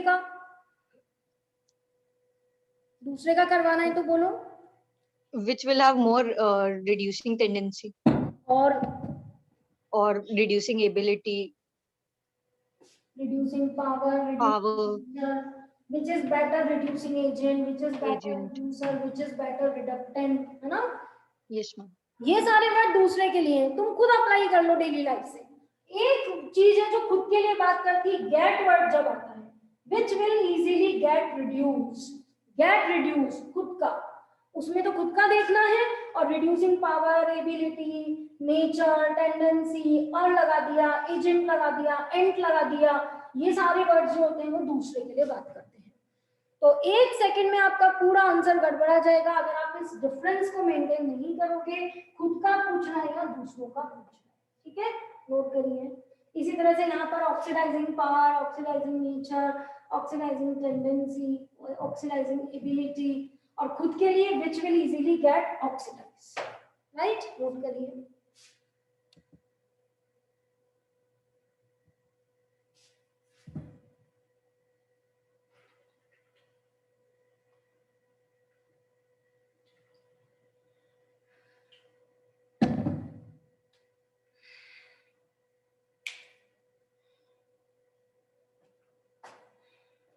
ठीक है,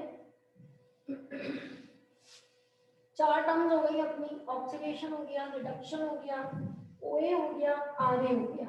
नीचे बॉक्स में लिख दो, oxidation plus reduction equal to redox reaction, oxidation plus reduction equal to redox reaction. अब आप जो मैंने अभी आपको 4 पॉइंट्स पढ़ाए हैं, ये कुछ भी 12th की बुक में लिखे हुए नहीं है, क्योंकि ये सब बेसिक नॉलेज है, और 11th 12th एक कंटिन्यू में चलने वाली जर्नी है।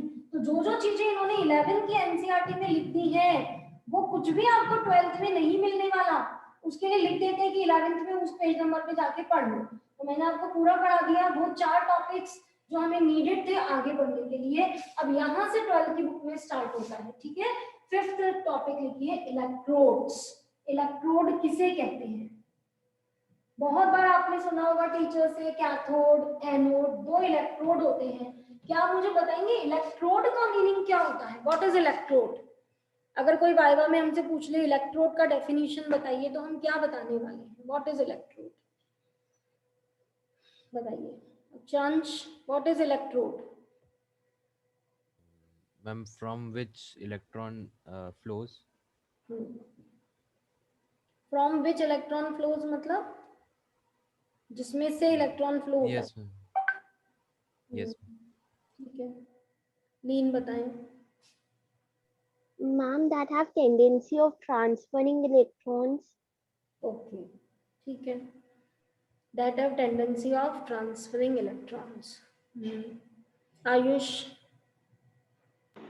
Ma'am presence or deficiency of electrons in a substance and ability to transfer the electrons to other.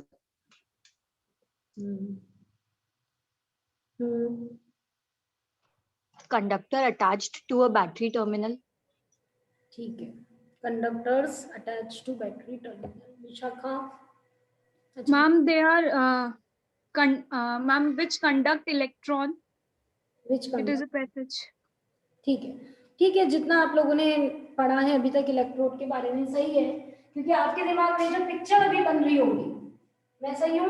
कुछ भी चीज हम बताते तो एक पिक्चर, एक इमेजिनेशन तो माइंड में आती है। तो आपके दिमाग में कुछ इस तरह से आ रहा होगा पक्का कि 2 इलेक्ट्रोड्स है और बैटरी से कनेक्टेड है लाइक, इसलिए आपकी ये सारी डेफिनेशन आ गई, ठीक है ना। अब आप केमिस्ट्री के पॉइंट ऑफ व्यू से समझिए कि अगर हमसे कोई वाइवा में पूछ ले इलेक्ट्रोड्स का मीनिंग क्या होता है तो समझे। सबसे पहले इलेक्ट्रोड्स को 2 पार्ट्स में डिवाइड करिए। लिखिए मेटल इलेक्ट्रोड्स और non metal electrodes. Metal electrodes और नॉन मेटल इलेक्ट्रोड्स। पहले आप मुझसे मेटल का सीख लीजिए। मेटल इलेक्ट्रोड एक्चुअली में आज तक आप लोगों ने इलेक्ट्रोड इसको माना है ना, ये जो रॉड्स होती है ना इनको आप इलेक्ट्रोड मानते हैं, लेकिन ये अकेले रॉड थोड़ी ना इलेक्ट्रोड हो सकती है जब तक यहाँ पर कोई सोल्यूशन या कुछ भरा हुआ ना हो। तो स्टूडेंट्स, ये जो रॉड्स हैं इनके साथ ये जो सोल्यूशन है इसके कॉम्बिनेशन को इलेक्ट्रोड्स कहते हैं। वो सही बात है कि हम इन्हीं को हमेशा मार्क कर देते हैं एनोड और कैथोड, लेकिन अगर ये सोल्यूशन यहाँ भरा हुआ नहीं है तो ये कुछ भी नहीं कर सकता, इसका होना मस्ट है। तो सबसे पहले आप डेफिनेशन सीखें, मेटल इलेक्ट्रोड क्या होता है। व्हेन, देखिए when metal rod, metal solid होती है, सॉलिड की आप रॉड बना सकते हो, मरकरी को छोड़ दो। When metal rod is dipped, dipped डूबी भी होनी चाहिए, इन वर्ड सुनना, किसमें? It's ions solution. एक एक वर्ड को देखिए। When metal rod is dipped in its ion solution, जिसकी रॉड है उसी के आयंस के सॉल्यूशन में वो डिप होती है, तभी उसका नाम इलेक्ट्रोड रखा जाता है। वो अलग बात है कि मार्किंग के लिए हम लोग, लेबलिंग के लिए हम केवल रॉड को ही मार्क कर देते हैं। तो जैसे फॉर एग्जांपल मुझे बनाना है कॉपर इलेक्ट्रोड, कैसे बनेगा? कॉपर रॉड, कॉपर मेटल है, रॉड बना सकती हूँ मैं, copper rod dipped in, dipped in तो होना है ऊपर तक लेकर आना सॉल्यूशन को, dipped in it's ion solution. अब आप कहेंगे मैम कॉपर तो डी ब्लॉक की मेटल है, ये 2 ऑक्सीडेशन नंबर शो करती है, Q+ और Q'। मैं कहूंगी डी ब्लॉक चैप्टर में मैं तुम्हें पढ़ाऊंगी कि Q+ और Q' में Q' ज्यादा स्टेबल होता है, तो जनरली इसी का आयन लिया जाता है। तो इसको किसमें डिप करना है? Q' आयन में कॉपर की रॉड। समझते जाओ। अब आप कहेंगे कि मैम हमने तो ये पढ़ा है कि फ्री आयंस एग्जिस्ट ही नहीं करते। बिल्कुल सही पढ़ा है, फ्री आयंस नॉट एग्जिस्ट। तो मैं कब कह रही हूँ कि कॉपर आयन लाओ? मैंने कब कहा कि लैब में तुम्हारे पास, केमिस्ट्री लैब में एक बॉटल है और उस बॉटल में तुम्हारे पास कॉपर आयन का सॉल्यूशन भरा हुआ है? पॉसिबल ही नहीं है, आयंस कभी अकेले रह ही नहीं सकते, तो तुम उसका कोई सोर्स ले आना, और कॉपर आयन का सोर्स ले आना कॉपर सल्फेट। तो कॉपर सल्फेट एक सॉलिड कंपाउंड होगा, आयोनिक कंपाउंड है, सॉलिड है, उसे पानी में डिसॉल्व करो। सबने 11वीं क्लास में पढ़ा है कि जब एक आयोनिक कंपाउंड को पानी में डाला जाता है तो वो अपने आयंस में स्प्लिट हो जाता है, और इस तरह से यहाँ कॉपर आयन आ जाएंगे। ठीक है, वापस से लें पूरा क्या क्या बोला मैंने। सबसे पहले कॉपर का इलेक्ट्रोड बनाने के लिए उसी की रॉड को उसी के आयंस के सॉल्यूशन में डिप करना है। तो कॉपर के दो आयंस होते हैं, क्यूप्रस और क्यूप्रिक। मैंने सॉल्व कर दिया मैटर कि क्यूप्रिक स्टेबल होता है, तो जब भी कभी कॉपर के आयन की बात उठे तो तुम क्यूप्रिक ही लेना।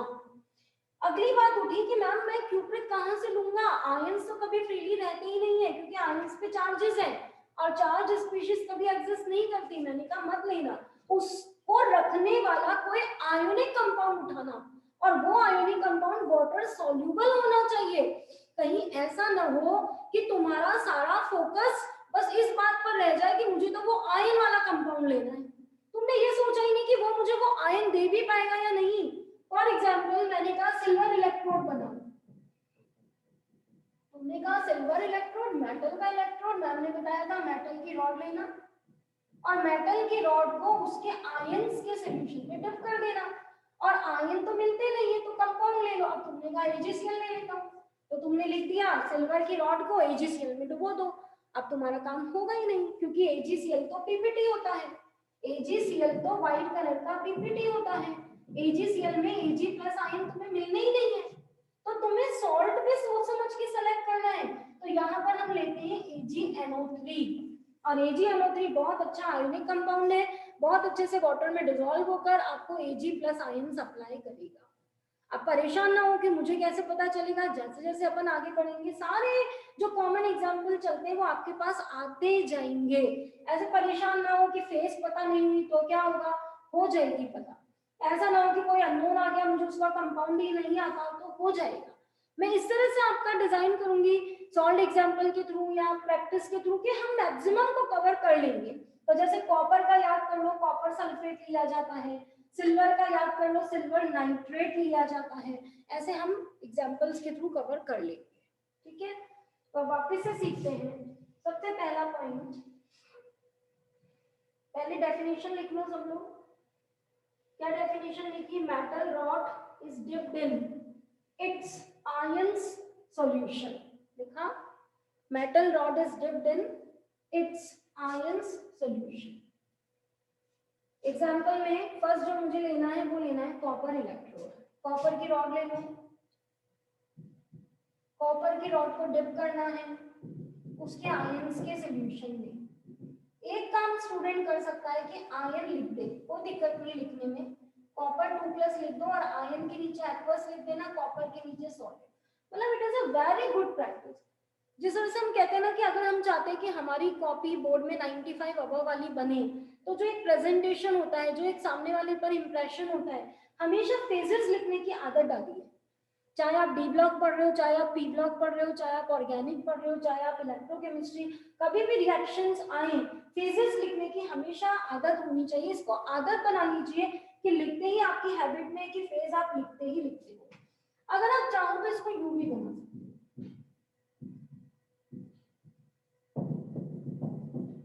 कॉपर की रॉड है, कॉपर के आयन में डुबोनी है, ये भी लिख सकते हो, लेकिन सच तो ये है कि आयंस तो एग्जिस्ट करते नहीं है, तो आप उसका जो सोर्स है उसको भी लिख सकते हो, और सोर्स भी एक्वस है। कॉपर सल्फेट कोई सॉलिड फॉर्म में थोड़ी ना डाल रहे हो, सॉलिड में थोड़ी ना डिप कर सकते हो, उसको एक्वस करना है। एक्वस करते ही कॉपर सल्फेट अपने आयंस में टूट जाएगा, तो कॉपर 2+ में डिप होते ही वो इलेक्ट्रोड बन जाएगा।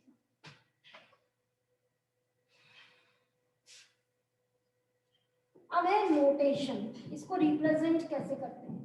कैसे रिप्रेजेंट करते हैं? कॉपर की रॉड जो कि सॉलिड थी वो डिप कर दिया कॉपर के आयन में, डायरेक्ट कांटेक्ट के लिए सिंगल वर्टिकल लाइन बनाई जाती है। Single vertical line shows direct contact, single vertical line shows direct contact, single vertical line shows direct contact. इसी को आप ये भी लिख सकते हो, और कॉपर की सॉलिड रॉड को डिप कर दिया कॉपर सल्फेट एक्वस, ये इसका प्रेजेंटेशन है, नोटेशन है, इलेक्ट्रोड्स का नोटेशन। ठीक है, तो अब आगे जैसे हम चलेंगे तो नोटेशन में ही बात करा करेंगे। तो ये मेटल की रॉड डिप्ड है उसके आयंस, आ रहा है इलेक्ट्रोड बनाना, बहुत सिंपल है। अब दूसरा तुम लोग बताओ, जिंक इलेक्ट्रोड, जिंक इलेक्ट्रोड, आप खड़ा करो, कैसे जिंक इलेक्ट्रोड बनाओगे बताओ।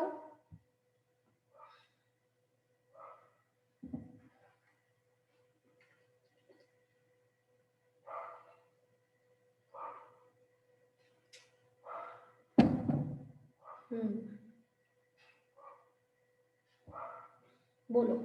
मैम जिंक की रॉड को ZnSO4 में डिप करके। जिंक की रॉड ले लो और पहले तो तुम बोलो dipped in it's ionic solution. English में ही बोले ताकि प्रॉपर उन वर्ड्स पर, लैंग्वेज पर कमांड होती जाए अपनी। वापस से बोलो, what is zinc electrode? Ma'am zinc rod dipped in it's ionic solution. In its ion solution. Zn का आयन सबको आता है, Zn2+ बनाता है। कॉपर का मैंने बता दिया था, क्यूप्रिक और क्यूप्रस में से क्यूप्रिक स्टेबल होता है, तो जिंक का आयन हो गया Zn2+ एक्वस। ठीक है, और क्या कर सकते हो? मैम एग्जिस्ट करते नहीं है, यस मैम। आयंस के लिए उसका कोई सोर्स लाना पड़ेगा।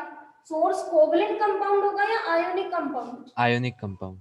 आयोनिक आयंस दे पाएगा, तो Zn का सॉल्ट आपने बिल्कुल सही चूज किया है, ZnSO4 और जिंक के साथ सॉलिड लिख। ठीक है, अब कोई और स्टूडेंट नोटेशन बता दो कि इसका नोटेशन क्या रहेगा।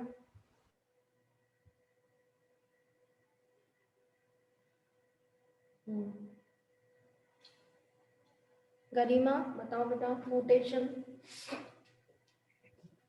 Ma'am Zn, that is solid, and ma'am then vertical line Zn2+ aqueous state, और and ma'am Zn again solid, vertical line ZnSO4 in aqueous state. ठीक है, तो ये हो गए आपके मेटल के। अब 3 आप प्रैक्टिस में लिखो, 3 आप प्रैक्टिस में लिखो। थर्ड लिखो सिल्वर का इलेक्ट्रोड, इसमें सिल्वर आयन का सोर्स AgNO3 काम में लेना, AgCl मत ले लेना, वो PPT है। फोर्थ लिखो सोडियम का इलेक्ट्रोड, सोडियम के लिए NaCl ले लो आराम से। फिफ्थ लिखो निकल का इलेक्ट्रोड, निकल के लिए तुम निकल नाइट्रेट ले लेना, निकल का नाइट्रेट है ना। अपने आप बनाओगे, प्रैक्टिस करोगे तो सॉल्ट्स याद होते जाएंगे। कॉपर का सॉल्ट याद करिए कॉपर सल्फेट, जिंक का याद करिए जिंक सल्फेट, सिल्वर का याद करिए सिल्वर नाइट्रेट, सोडियम का NaCl ले रही हूँ और निकल का निकल नाइट्रेट। ठीक है,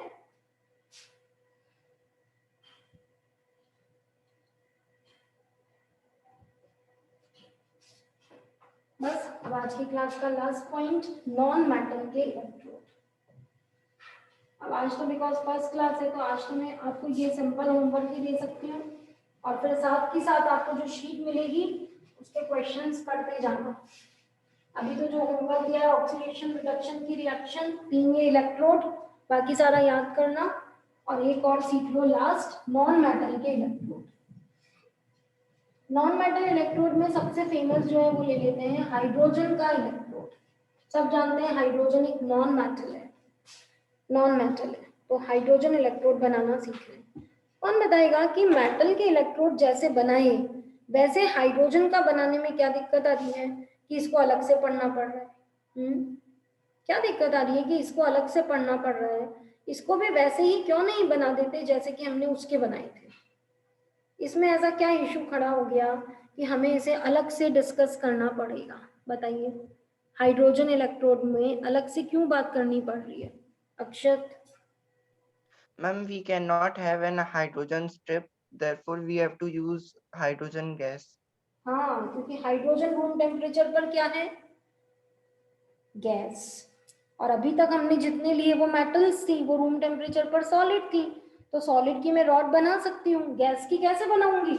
इसलिए पैटर्न तो बदलना ही था।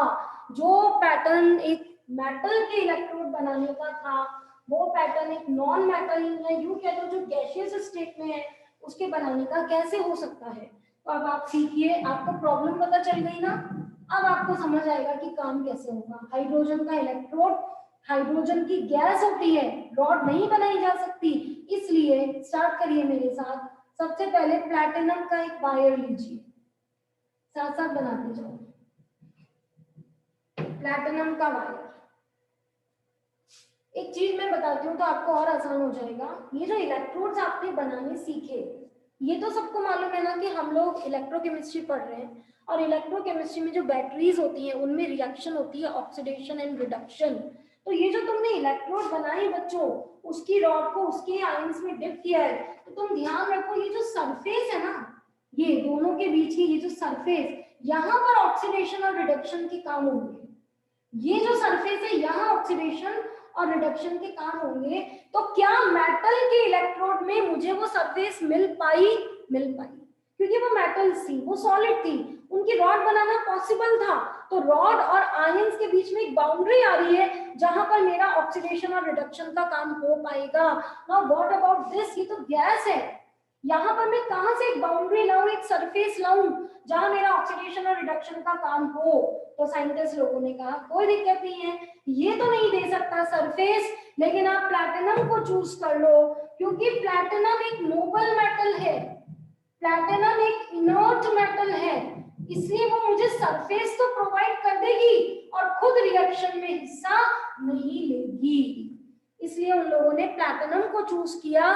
क्वेश्चन आता है, what is the role of platinum when you make the electrodes of non metal? You will say कि प्लैटिनम एक इनर्ट मेटल है जो मुझे ऑक्सीडेशन और रिडक्शन के लिए सरफेस देगी, लेकिन खुद केमिकल रिएक्शन में हिस्सा नहीं लेगी, क्योंकि मुझे मालूम है ये हाइड्रोजन का इलेक्ट्रोड है, तो ऑक्सीडेशन और रिडक्शन में दो ही चीजें पार्टिसिपेट कर सकती हैं, एक उसका एलिमेंटल फॉर्म, एक उसका आयोनिक फॉर्म, तीसरे के लिए जगह नहीं है। तो हमने प्लैटिनम को चूज किया। प्लैटिनम का वायर, प्लैटिनम के वायर, इसके ऊपर टर्मिनल रख दो जहां से ये बैटरी में जुड़ेगा, इसको ग्लास ट्यूब में सील पैक करो। आप समझ सकते हैं ना वायर कैसे रखूंगी? वायर को, वायर है वो तो इस तरह से मुड़ जाएगा, कैसे वो स्टेबल कैसे रहेगा?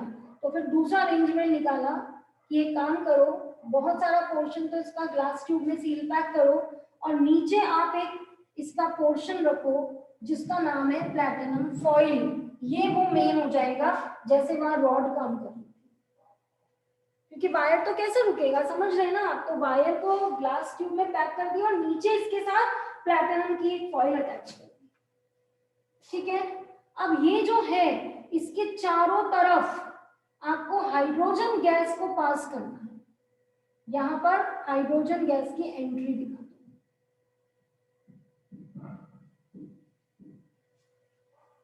हाइड्रोजन गैस, ये हाइड्रोजन गैस आई और ये हाइड्रोजन गैस यहाँ जब आ रही है तो नीचे प्लैटिनम की फॉइल है, वो उसको एक सरफेस मिल सकता है। ठीक है, अब डिप किस में करना है? उसी के आयंस के सॉल्यूशन में।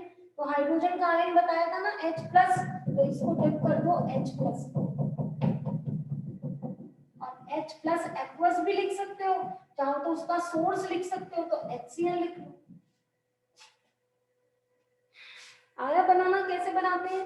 प्लैटिनम का वायर, प्लैटिनम की फॉइल, हाइड्रोजन गैस पास करी, हाइड्रोजन गैस यहाँ से ऐसे आई, यहाँ पर प्लैटिनम उसको मीडिएटर मिल गया और यहाँ आयन है, तो ये रहा आयन, ये रही गैस, और ये इनके लिए किसका काम करेगा? बाउंड्री का, वो सरफेस का जहां पर ऑक्सीडेशन और रिडक्शन का काम होगा।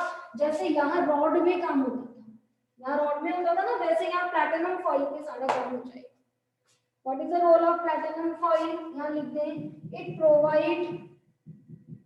प्रोवाइड सरफेस फॉर ऑक्सीडेशन और रिडक्शन।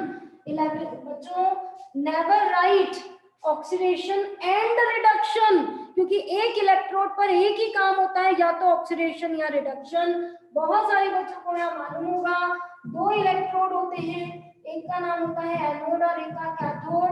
एनोड पर हमेशा ऑक्सीडेशन होता है, कैथोड पर रिडक्शन। एक इलेक्ट्रोड पर कभी दोनों काम नहीं होते हैं, या तो ऑक्सीडेशन होगा या रिडक्शन, इसलिए और लिखना। It provide surface for oxidation और रिडक्शन, और you can say it provide surface for intake और आउटटेक ऑफ इलेक्ट्रॉन। अब तुम बोर्ड के स्टूडेंट हो गए हो, ध्यान रखना सीबीएसई बोर्ड में टर्मिनोलॉजी का रोल होता है। जितना ब्यूटीफुली शॉर्ट एंड स्वीट बहुत हैवी टर्म्स को लेकर आप लिखोगे उतने अच्छे आपके मार्क्स आते हैं। तो ऐसे मन से नहीं लिखना, ऐसे लंबा लंबा करके नहीं लिखना, हमको टू द पॉइंट लिखना है। ट्रू फॉल्स स्टेटमेंट चेक करिए। इट प्रोवाइड इनटेक और आउटटेक ऑफ इलेक्ट्रॉन, उसके लिए सरफेस देता है। इनटेक अगर इलेक्ट्रॉन लिया तो रिडक्शन हो जाएगा, आउटटेक अगर इलेक्ट्रॉन दिया तो ऑक्सीडेशन हो जाएगा। तो वो तो ऑक्सीडेशन और रिडक्शन को कहने का ही तरीका हो गया, है ना। लास्ट नोटेशन, प्लैटिनम का वायर है, यहाँ प्लैटिनम की फॉइल है जो कि कौन सी स्टेट में है, सॉलिड। उस प्लैटिनम की फॉइल पर क्या पास की जा रही है, हाइड्रोजन गैस डायरेक्ट कांटेक्ट में, और वो प्लैटिनम की फॉइल डायरेक्ट कांटेक्ट में किसके, H+। सब डायरेक्ट है, हाइड्रोजन इसमें डायरेक्ट पास होगी, ये इसमें डायरेक्ट है, सब डायरेक्ट कांटेक्ट।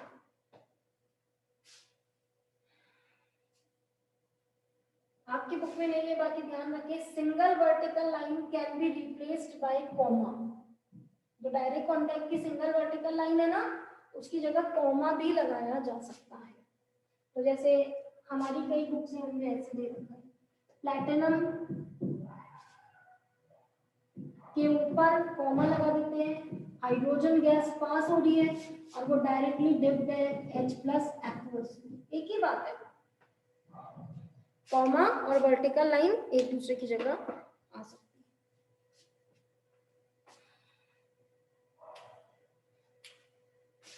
ठीक है,